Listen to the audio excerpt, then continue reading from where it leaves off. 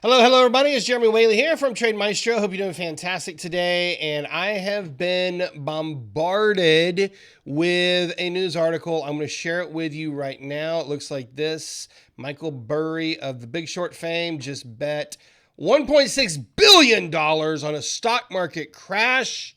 And it goes on to talk about Michael Burry of the Big Short, who became famous for correctly predicting the epic housing collapse in 2008, has bet more than $1.6 billion on a coming Wall Street crash. And it goes on to talk about $866 million in put options for S&P and another $739 million on put options against the NASDAQ 100. So what do you think? I mean, I've got 15 emails, people, or text messages, people sending this over to me, wanting to know what I think about it. We're going to do a little market analysis, and I'm going to tell you in this video right here, 3 reasons why right now, it's August 15th, 2023. I'm going to tell you three reasons why I believe the market is about to crash. Has nothing to do with Michael Burry, but why the market is about to crash and what you can do about it. So let's do the disclaimer, and I'll see you on the other side. Let's go.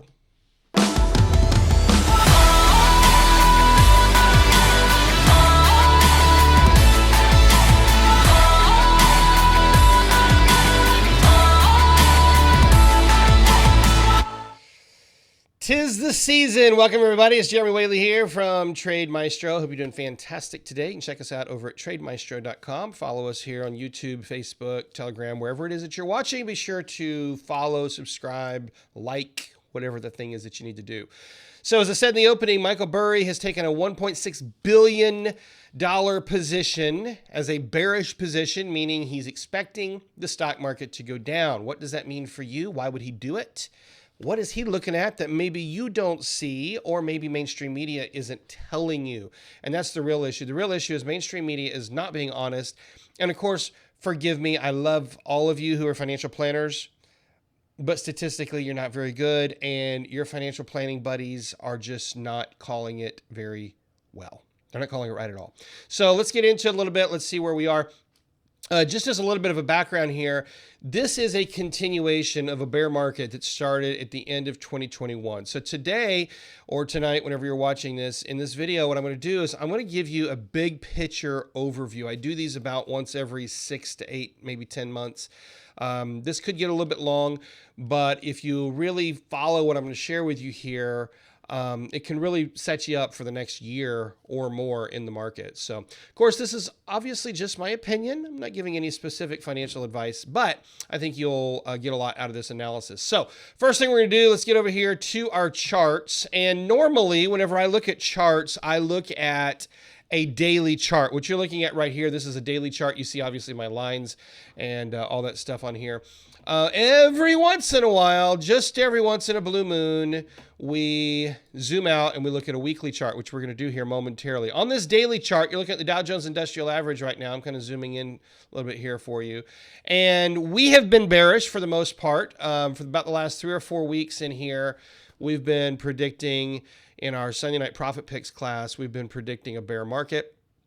We're getting all the signals here. We're getting a little bit closer to oversold on our stochastics oscillator down here. You're starting to see that. This trend has not reversed. And that's the first thing I want you to know. As we look at this, this trend has not reversed. We're not there yet. We are not at the event yet, but it is coming. Okay.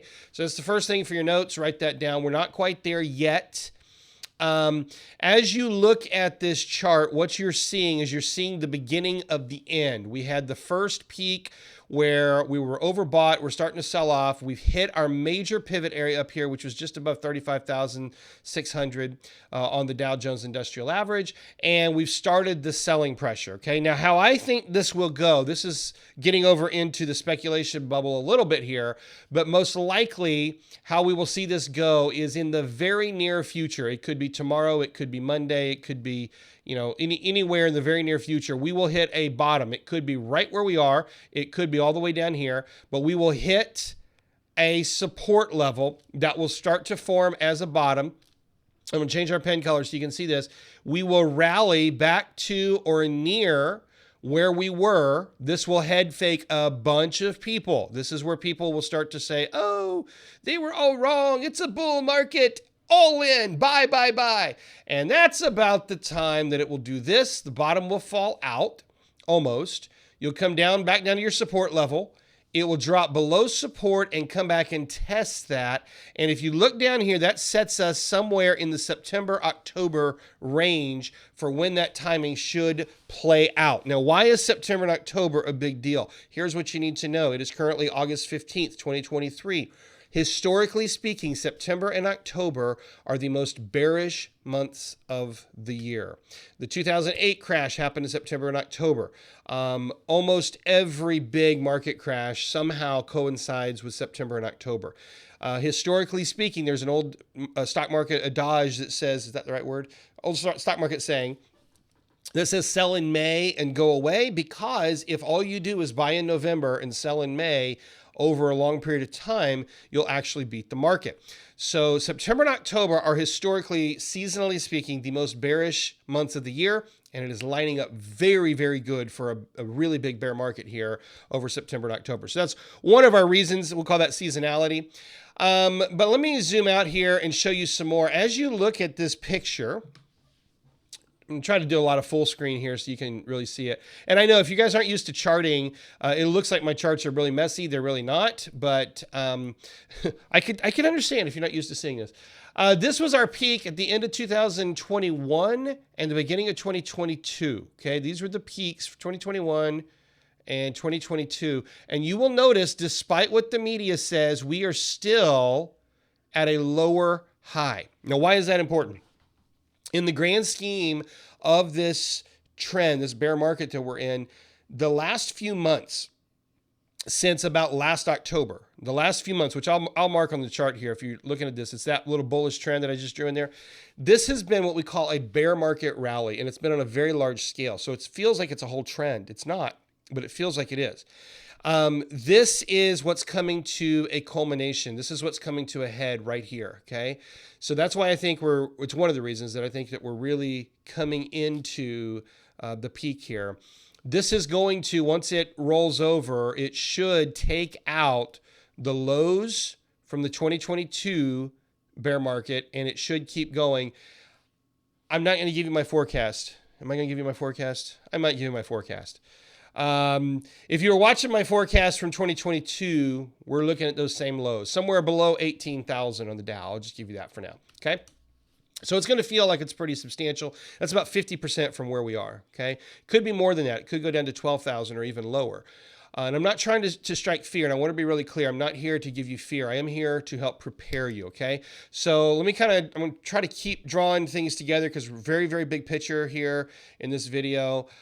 This has been a bear market rally. This whole bullish swing right here that I just circled, this has been a rally in the market that is overall a bear market from 2021, the end of 2021, beginning of 2022. Now, I want to go back to that. This is where I want to spend some time in this video. I want to go back to the way that market peaked out. So you're seeing it here on the daily chart. This is way too fine-tuned. This is way too zoomed in. In fact, it gives me a chance to really talk about that. One of the biggest reasons people struggle with their market analysis is because they look too closely. It's really important to get a big picture of what's happening to zoom out. Okay, so if you're a day trader in particular, day traders are just looking right here. They can't, as the old saying goes, they can't see the forest for the trees.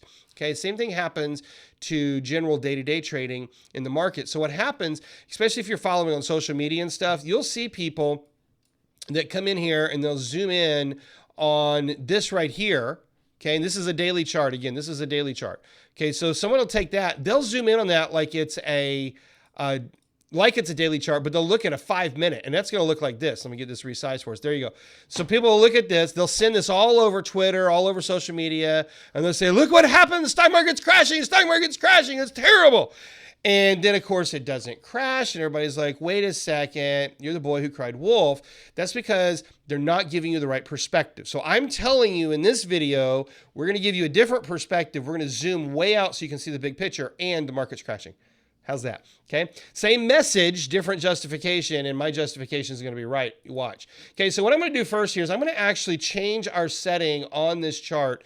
Put this full screen so you can see it again. See what I'm doing? This is a daily chart. That means every candlestick represents one day. I'm going to take it to a weekly chart, which means every candlestick represents 1 week. Okay. And I'm going to hide a lot of my drawings so it's not as confusing for you. Kind of get this scaled up here for us. And let me reorient you to what we're seeing. So I'm going to hide my support and resistance drawings right now. Those are my own drawings. And I'm going to orient you to this peak right here in the market. This happened at the end of 2021. Okay, now I did videos. If you go far enough into the YouTube archives, you'll find them. I was doing videos warning people that this market was topping at this time. Okay, I did this in our live Sunday night class that we call Profit Picks, which we do as part of Trade Maestro's membership. And then I also put out several videos on YouTube, especially throughout the year. So this is very well documented what I'm going to share with you. But at the end of 2021, based on what we saw here, okay, you see how we're putting in a higher high through the peak of 2021 and the peak of 2022 is right there, like late November, early January of 2022. You can see where that was. Down here at the bottom, this is our what we call a stochastics oscillator. You're starting to get what we call lower peaks, and we call that divergence. This was one of the big warning signs that we got. That's bearish divergence. Now, what is bearish divergence? This is a signal that we get that tells us that the market's going down. Okay, actually, what it really tells us is it tells us that it's losing momentum. But when you see it on such a large scale on a weekly chart, it's almost always, with very few exceptions, it's a signal that things are going down. So that's the first thing to mark down. In fact, if we talk about reasons why I'm bearish, the first one is the technical argument. That's what I'm making for you right now, the technical reason why I'm bearish in the market. Okay, so go back to 2021, beginning of 2022, we saw that big bearish divergence. Okay, now that told us then that things were about to get really ugly. And if I went through, and I'm going to look at the S&P 500 right now, we had the same picture that showed up on the S&P 500. This is what it looked like. There it was, okay? And then we had the same picture that showed up on the NASDAQ. So all three of the big indices were giving us the same signal. All three of them at the same time. That was a big deal. Okay, and I made a big deal about it, and I told everybody, market's about to crash. Run for the hills. No, I'm just kidding. I didn't say that. I just said the market's about to crash. Get ready for that. And I did several things last year in 2022 to support that with Bear Market Survivor and a bunch of that other stuff that we did. Of course, it did. The NASDAQ last year, if you weren't paying attention from peak, which actually the NASDAQ peaked first. It peaked in November of 2021. From peak to trough, which was November 2021 to about September, October of last year, was about a 35 to 36% sell-off. Okay, that's not chump change. Okay, on a $100,000 account, that's $35,000. On $1 million account, that's a $350,000 drawdown. Okay, and as you look at this chart of the NASDAQ, again, this is a weekly chart, so we're zoomed way out. This is a weekly chart. You can see that this bear trend has not stopped. Yes, we have had a bullish trend, but it's a bear market rally, meaning it's a bullish trend in a bear market. Now, understanding that you're seeing in the big picture, you can see that we have not taken out where we were in 2021. We're not back at market highs. Even though the media would have you believe that the bull market is in full force, it's not in full force. In fact, it's quite the opposite. This has been a very weak market, relatively speaking. And now what you're seeing, if you go straight down, you look at our stochastics, you're starting to see all the sell signals that are saying sell, sell, sell. So Michael Burry is not crazy. I don't know what he's looking at. I'm not sure what his logic is. It doesn't matter. I'm giving you my logic. My logic agrees with Michael Burry. It's time to start protecting yourself. I'm not saying go open a $1.6 billion short position. I am not saying that. I am saying it's time to protect yourself. Okay? So be very smart about that. You will notice coming back through here that every time that we get this signal on our stochastic, even during the bull trends, you immediately have at least a few weeks of some sort of a bearish trend. Now, this is a weekly chart, so each one of these candles is a week. So if you see 5 or 6 candles, that's 5 or 6 weeks. Well, what did I say just a few minutes ago? September and October is going to be really dark, right? Seasonally, it's going to happen. And then here we have the technical argument to support it as well. The next thing that I want to draw to your attention on here, let's come back to our Dow Jones, and let's I'm going to try to hit all these as much as I can in somewhat of a organized fashion. We're back on the Dow Jones Industrial Average here. This is the 2021 peaks. There was your bearish divergence. Okay, that set us up. And you'll notice that this bull market, this rally of 2023, does not take out the highs of 2021. It is also a bear market rally. Also a bear market rally. And if you look straight down our stochastics, we are overbought and we are rolling over right now as we speak. It is happening. Michael Burry is not crazy. I don't know what his logic is, but he's not crazy. Okay, let's take a look over here at the S&P 500 and same thing. Same thing. We have not taken out our highs from 2021. We've not even matched them yet. So everybody who's all excited about this big bullish year of 2023, it was a volatile year, but not a bullish year. This is a bear market rally. It's a pretty good size one, but there it is. There's your bear market rally. And take a look here at your stochastics, which is already turned down. So my technical analysis on this, I could just literally talk for probably 2 hours on this. I'm going to try to keep it somewhat short. Which probably won't happen, but I'm going to try to keep it somewhat short here. My analysis on this level of the technical side is it's time for this to roll over. It's time to be bearish again. I do expect that we'll take out the lows from 2022 for a lot of reasons, which I really won't go into right now, but we will take out the lows of 2022. You have to assume, well, you don't have to. I assume. It is my assumption as a technical trader, this is still just a bear market rally until we actually put in higher highs from the end of 2021. We've done quite a few bullish trades this year, but everybody who's been following me knows it's been very skittish. It's been very kind of up and down. We've been doing a lot of credit spreads, a lot of neutral trades, just simply because this has not been a bull market rally that's had a lot of gusto behind it. It hasn't been an easy one to trade. All right. So the forecast there, short term, is buckle down the hatches. It's going to get worse in 2022. There's my short term forecast. How's that? Okay, probably not what you wanted to hear. Argument number one. I don't have slides for this. So just argument number one, why am I bearish going into the end of the year? Number one, the technical argument sets us up for that. Number two, the seasonal argument. And I actually said that earlier, but seasonally speaking, September and October are the most bearish months of the year, seasonally speaking. So we're set up for that. If you just kind of lay out visually where you think this thing should start rolling over, it lines up in the next 3 weeks. We should start the beginning. It will go slow at first, and then it will probably pick up steam mid-September, early October.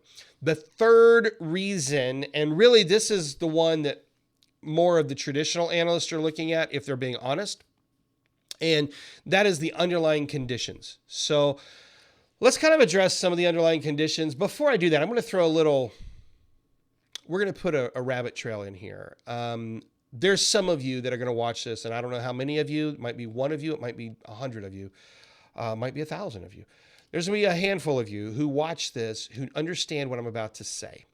So let me say it. If you don't understand what I'm about to say, just hear it and ignore it, okay? There is a market theory, an economic theory known as the Elliott wave principle or the Elliott wave theory. This is a large cycle theory, and it's actually a fractal relationship. Every relationship of the cycles work at a fractal level, okay? I believe that we can count these waves, and I'm going to do it for you. I'm not a big Elliott wave practitioner or really a believer because they're usually best in hindsight, but sometimes you see it in the moment, and let me show you what I can count here, okay? So out of this Dow Jones look, get my pen working for me here. Come on, pen. Out of this Dow Jones look, coming from that peak right there, we can count down one wave, up two, down three, up four, down five. 1, 2, 3, 4, 5. Now, that may not mean much to you until you realize that we can count up A, down B, up C.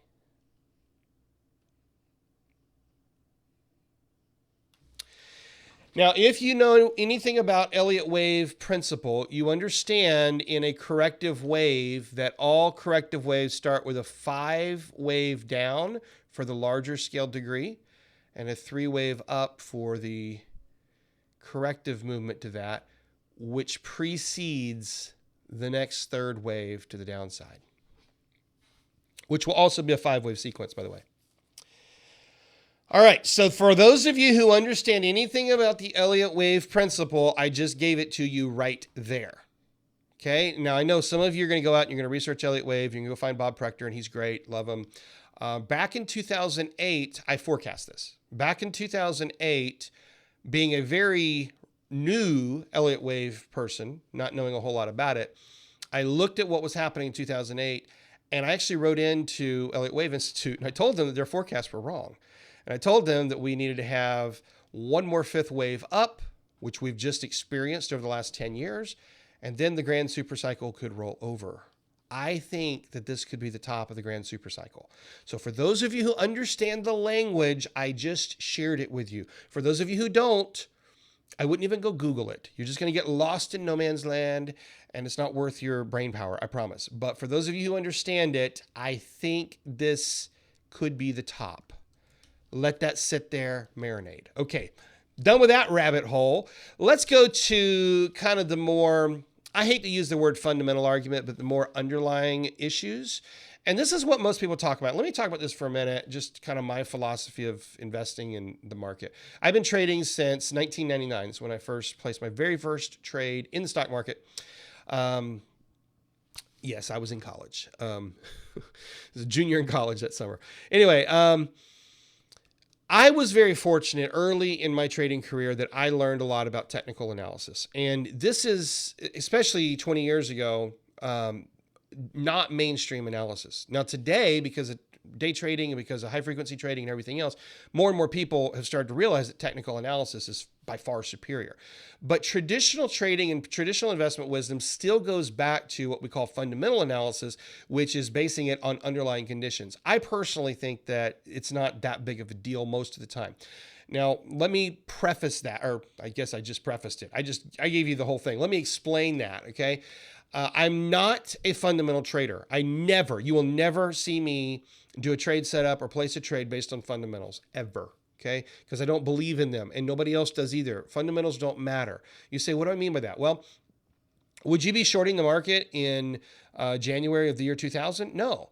Even though the fundamentals supported it, you would have been foolish and you would have gone broke. Why? Because fundamentals don't rule the market. What really rules the market is sentiment. It's how people feel about it. Okay. So yeah, it's true that fundamentals can lay an environment. They create the environment that say this is weak, this shouldn't be doing this, it shouldn't be doing that. But we can sit here and shit all over ourselves and it doesn't matter. The market doesn't care what we think it should or should not do. Fundamentals are the theory of what we think should happen, where technical analysis, what I've just been spending some time working on with you, I'll get it out. Technical analysis is the fact of what just happened. Technical analysis is literally the recording of what just happened and then using that to anticipate the future, whereas fundamental analysis is the theory of what we think should happen, and then there's really nothing to go on. You're just buying or shorting based on theory. So that's why I'm not a fundamental trader in my core. However, every once in a while, things reveal themselves, and even a technician like myself can't ignore it. And that's part of what we see happening right now. That's why this is such an important video. That's why this is an important forecast that I'm laying out for you. Okay, so when we think about what's happening right now, let's come back to our screens here, and I'm going to pull up CNBC because they're the most trusted name in financial news. Not. CNBC ran this article about a week ago. Moodys cuts the ratings of 10 U.S. banks, puts some big names on downgrade watch. And if you come down here, you'll see all of these banks that they put. Some of them are on the watch and some of them were downgraded. Bank of New York Mellon, U.S. Bancorp, State Street, Truist. These are all put on for review of a potential downgrade. And if you go on down, you'll see the ones that got downgraded. Let's see. Firm lowered the ratings of 10. Those are the ones that are on potential. The actual lowered, where'd they go? I forget where they went. And then we also changed our outlook for Capital One, Citizens, and Fifth Third. So this is a pretty bearish article. The reason I'm bringing this up for you is because this is, for the first time, also Moodys, Reuters, ran a similar article. And Reuters, of course, just absolutely bombards us with these stupid ads. Covers half their page. It's terrible. It's terrible web design. If you're designing websites, don't let ads cover half your page. It's terrible. All right, Moodys, they also did an article on it. I actually recorded a video for this last week, and I never got it sent out. But the reason this is an important article is because it explains in mainstream media terms all the stuff that I've been telling my Profit Pick students every Sunday night for about the last 3 months. Okay? This is finally going mainstream. That's why this is a big story.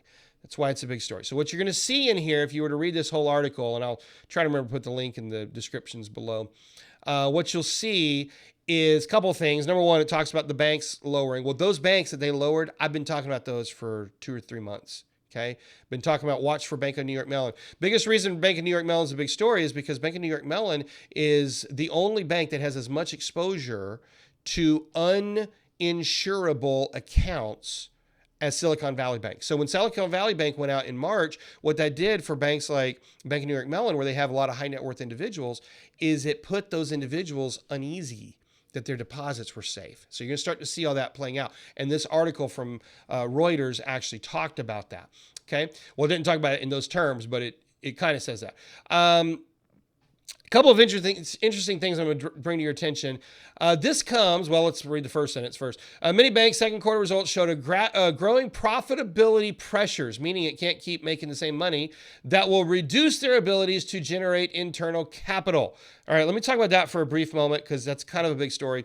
Basically, what's happening is as the Federal Reserve continues to raise rates, it puts pressure on the banks because as rates go up, I would think, first reaction, higher interest rates, good for banks. Wrong. Higher interest rates, bad for bonds, bad for treasuries because treasuries are discount instruments.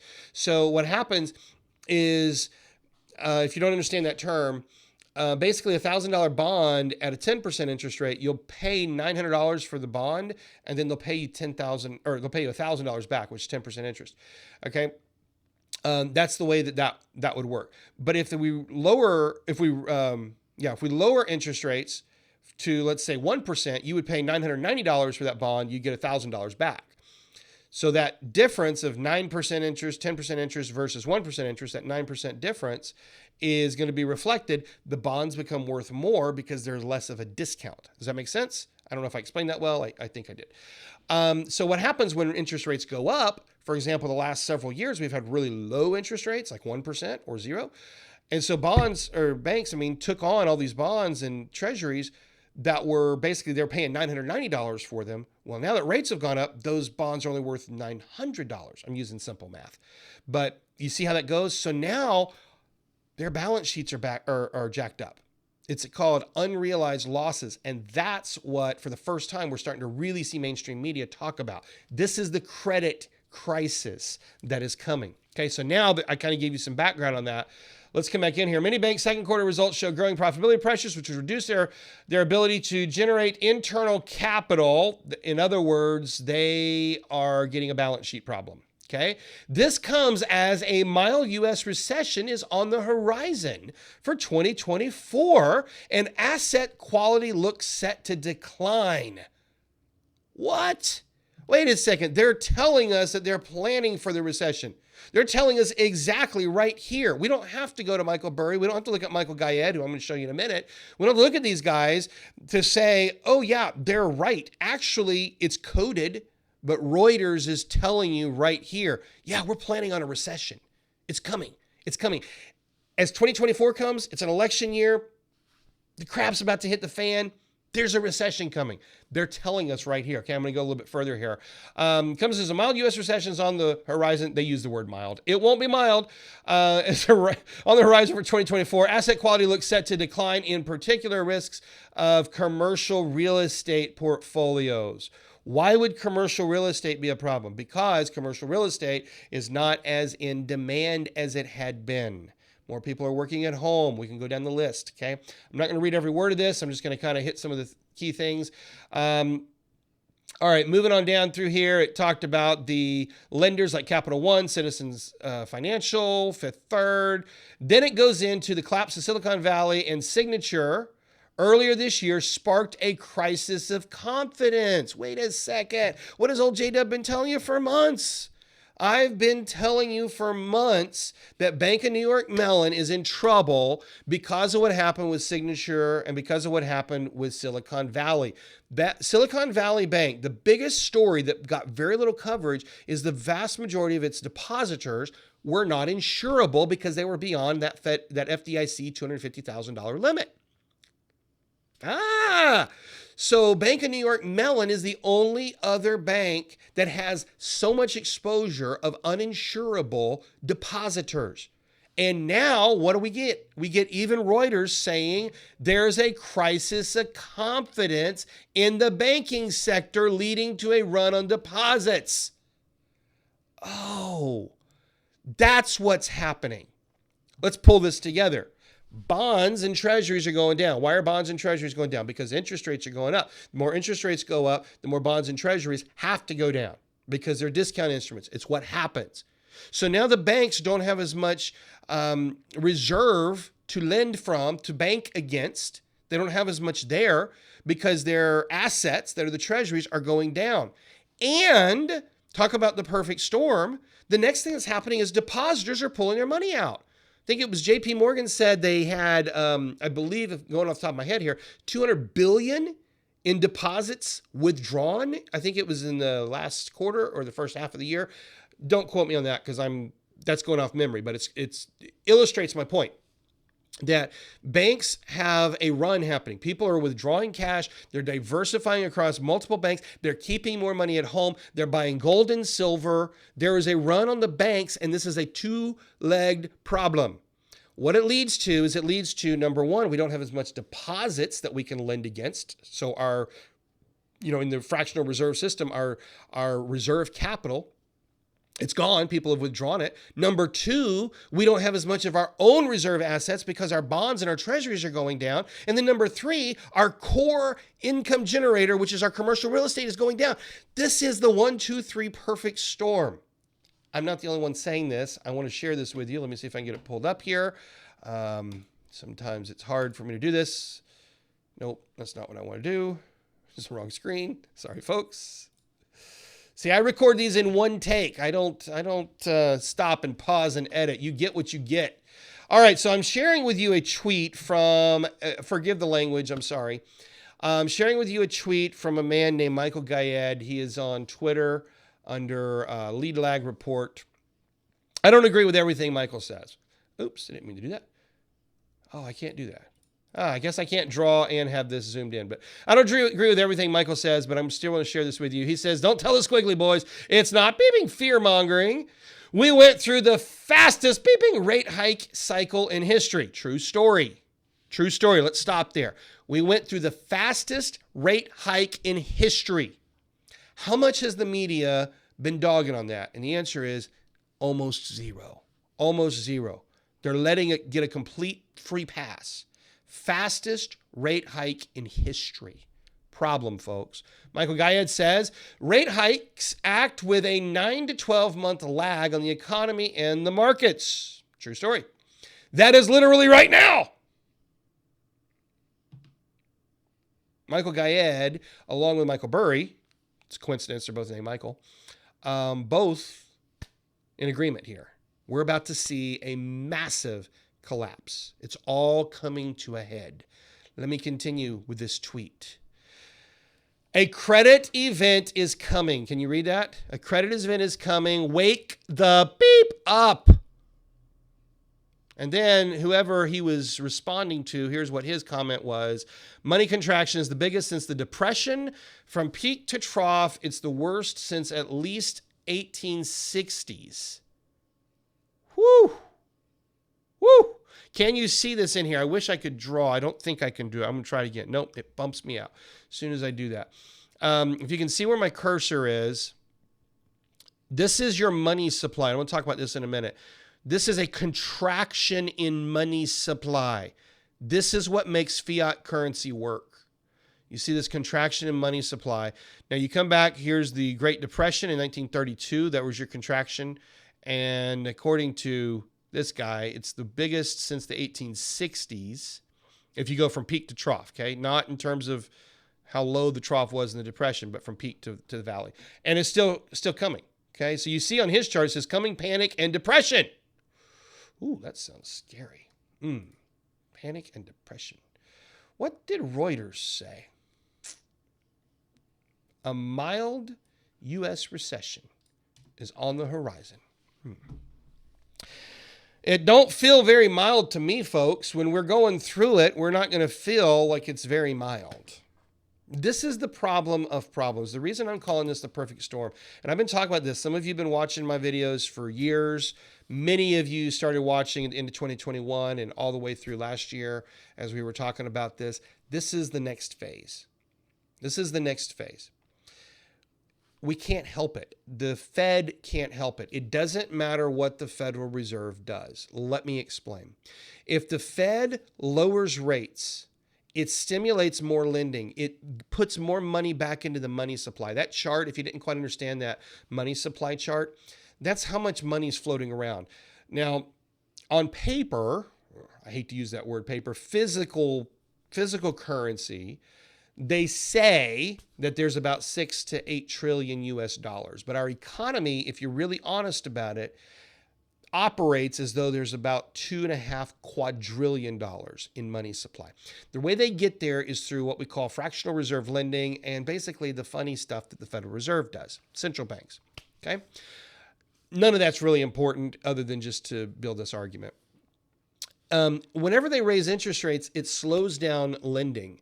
And that forces a contraction of money supply. So maybe our 2.5 quadrillion of money supply contracts to, I'll make this number up, 1.5 quadrillion.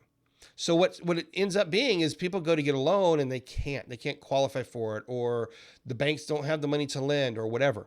Okay, because the money supply is contracting. There's not as much there. So the way that the Fed can stimulate more money supply is through lowering rates. This is their mechanism.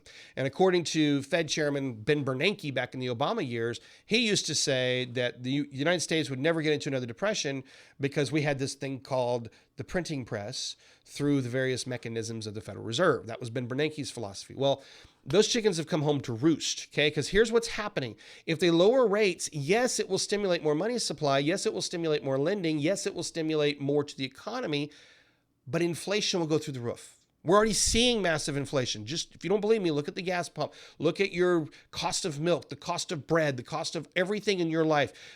The CBI says we don't have inflation, not that bad, but you and I are smarter than the government. We know we got lots of inflation.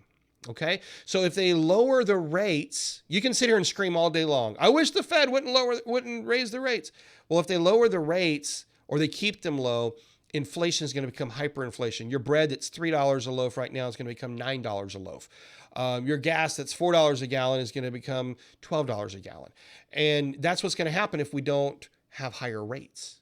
Okay, so then we say, okay, we'll want to curb inflation, so we'll suck it up. We'll put up with some inflation, but we'll raise interest rates. That'll slow down everything. It'll contract the money supply. So they go raise interest rates. Now what happens? Now the banks suffer. Now the bank's balance sheets go down. And now when the bank's balance sheets start going down, what happens next? Next, you start having Silicon Valley Bank go out of business, Signature Bank go out of business. The two banks a couple of weeks ago that went out that got almost no media attention. PacWest didn't actually go out. They had an acquisition to prevent the bad story. That's another video. And then TriState, which is, I think it was based in Kansas. In one weekend, FDIC came in and shut it down, took it over, almost zero media coverage. We've had at least 5, if not 6 major bank failures already. We've already had more than we had in 2008 in terms of the amount of money that has been failed. And you're getting almost zero media coverage on that. So if the Fed raises rates, it hurts the banks. If the Fed lowers rates, It's going to hurt everybody. Consumer spending will come to a complete halt because nobody can afford anything.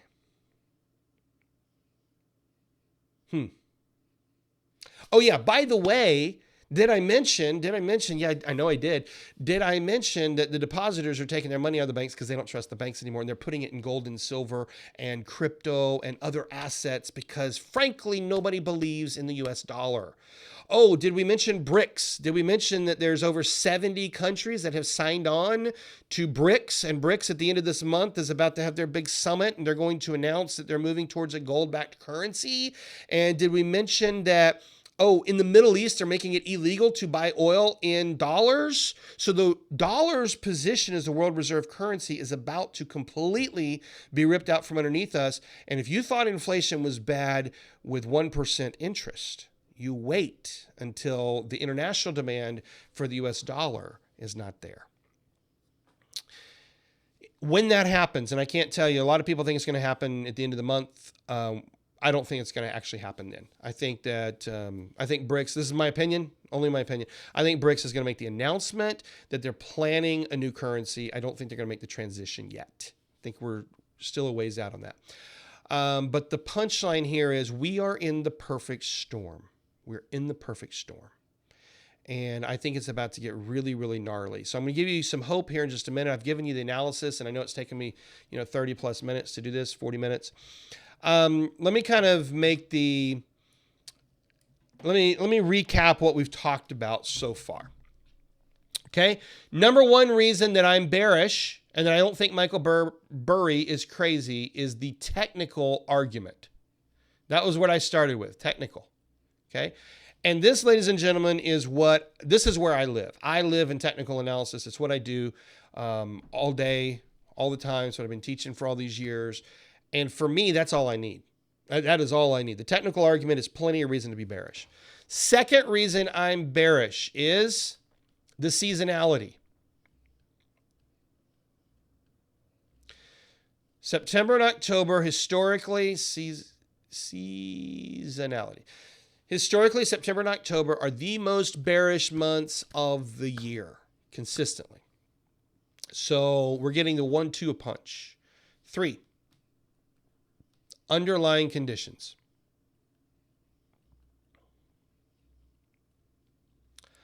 Underlying conditions. I wish my pen would write as fast as I think. That would be really awesome, wouldn't it? It just doesn't do that. Underlying conditions, and I just laid that out. We've got a credit crisis on the horizon. I don't think it's on the horizon. I think it's here. I think the rain has already started to fall from this hurricane. Sticking with that metaphor. There's a reason that a person like Michael Burry would take a $1.6 billion bearish position against the market. There's a reason. There's a reason that people like Michael Gayed would make the statements that he makes. I don't know all of their reasons. I can tell you in the case of Michael Gayed, he's a great technician. His dad was an extraordinary technical trader back in the 80s. So he comes from really good stock there. I don't know what Michael Burry's logic is. Don't know the guy, never talked to him. Don't really care, honestly. I have my own reasons. My reasons are technical, and that's good enough for me. For me, the technical arguments are enough a reason to be bearish. Seasonal, that's a nice confirmation.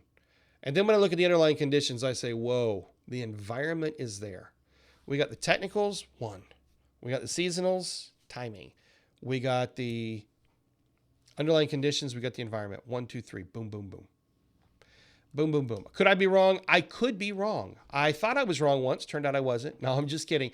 One of the things you got to get really comfortable with in the stock market is you got to get really comfortable being wrong often. And the truth is that nobody's perfect. Nobody has a perfect record in the stock market. So don't expect that you will either. But let's talk a little bit about briefly some of the things that you can do.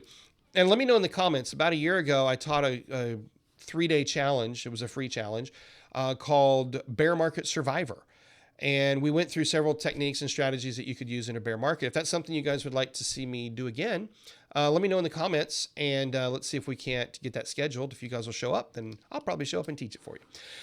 All right, so Bear Market Survivor. Let me know if you guys are interested in that. What can you do? First thing is to not panic. Okay, I don't have slides for this, but first thing to do is to not panic.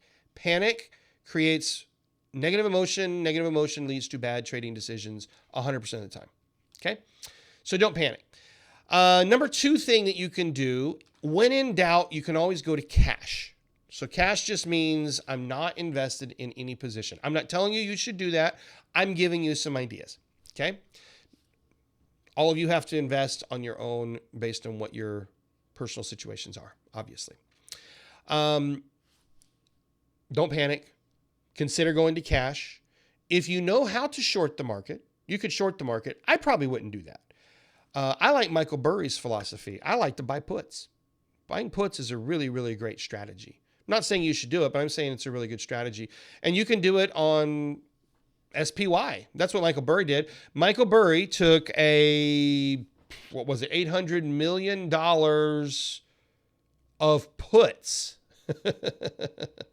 on this chart right here. Yeah, that dude is bearish. 800 million plus in put options, okay, on SPY. And then on the QQQ, which is this chart here, he took out another 700 and something million in puts. So that is an option for you. But what if you don't know how to trade options? And what if you don't want to sell short? What else can you do? I'd like to draw your attention to an ETF called SDS. And a lot of my customers like this stock.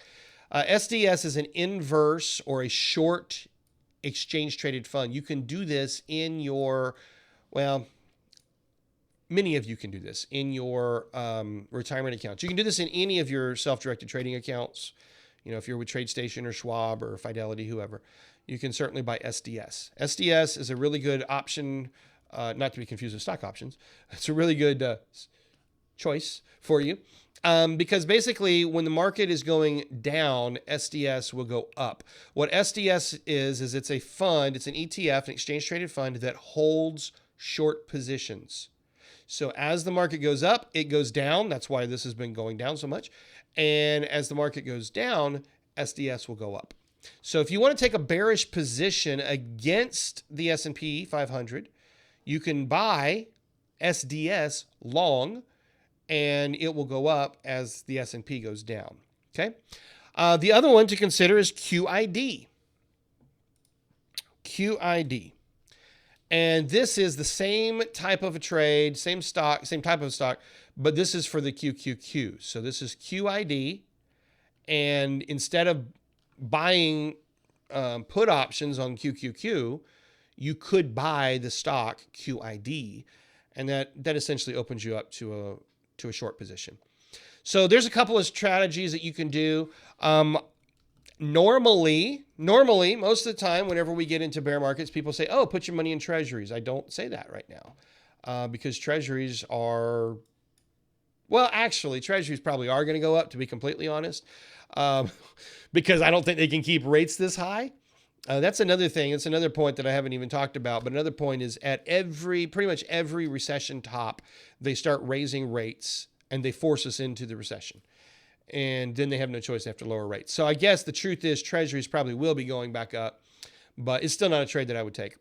I think my opinion, I mean, you guys obviously, I'm not giving specific investment or trading advice here, but in my opinion, safety first is just go to cash. If you want to take some positions on it, consider either puts on SPY, QQQ, maybe even DIA, that's the diamonds.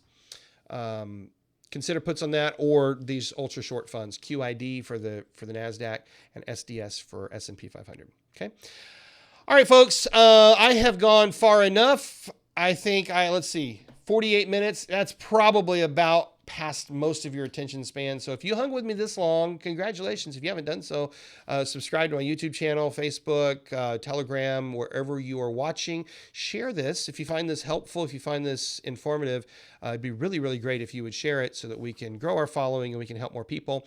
Let me know in the comments what your thoughts were about Bear Market Survivor. Do you guys want me to do that again? Or maybe the Raging Profits with ETFs. That was another kind of bear market strategy 3-day challenge that I did. It was called Raging Profits with ETFs. Clever name, right? I came up with that. No, if either of those sound interesting to you and you think, yeah, I'd like to see you teach that, let me know in the comments. If you have any questions about the market, if you have any questions about the way things are shaping up, type it in there, and I'll try to get some sort of a response, either an audio response or a video in response to your questions. See if we can't get them answered, okay? Thanks a lot for watching. Once again, I hope this has been very helpful for you. Like and subscribe. Go follow us over at trademaestro.com. Until next time, folks, happy trading to all of you. We'll talk to you soon.